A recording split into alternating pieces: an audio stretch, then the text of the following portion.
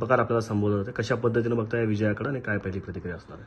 हा विजय मोहोळ विधानसभा मतदारसंघातल्या आमच्या सर्व सहकाऱ्यांच्या कार्यकर्त्यांच्या मेहनतीचा विजय आहे. अनेक जणांनी या विजयामध्ये फार मोठा हातभार लावलाय. मी मोहोळ तालुक्यातल्या आणि या मतदारसंघातल्या मतदारांचं मनापासून आभार व्यक्त, त्यांना धन्यवाद देतो. हा मोहोळसाठी स्वातंत्र्य दिन आहे असं आम्ही समजतो.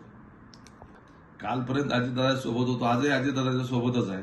या निवडणुकीमध्ये अजितदादांना मी सांगत होतो की राजन पाटलाच्या उमेदवाराचा पराभव होणार आहे. दादांना ते लक्षात आलं नाही. आता त्याचा पराभव करून दाखवल्यानंतर काल दादांनी अभिनंदन करायला फोन केला होता.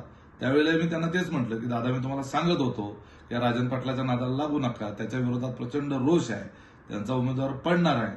आज जर राजन पाटील तुतारीत गेले असते किंवा दुसऱ्या पक्षात गेले असते तर हा घड्याळाचा आमदार निवडून आला असता. एवढाच काय तो फरक. राजन पाटलाच्या विरोधातला आमदार निवडून येणार होता आणि राजन पाटलाच्या विरोधामध्ये पक्ष कुठला, पार्टी कुठली हा महत्वाचं नव्हतं, तर त्याच्या विरोधातला आमदार आम्हाला निवडून आणण्याची त्या ठिकाणची आमची आवश्यकता होती. आम्ही सगळे विरोधक एकत्र आलो आणि आम्ही त्या ठिकाणी त्या राजन पाटलाच्या उमेदवाराचा पराभव केला. आम्ही या निवडणुकीमध्ये कुठेही राज्यस्तरावरचा, देशाच्या स्तरावरच्या कुठल्याही नेत्यावरचा विषय घेतला नाही. आम्ही कोणावर टीका पण केली नाही आणि कोणाचा विषयही आमच्या प्रचाराचा मुद्दा नव्हता.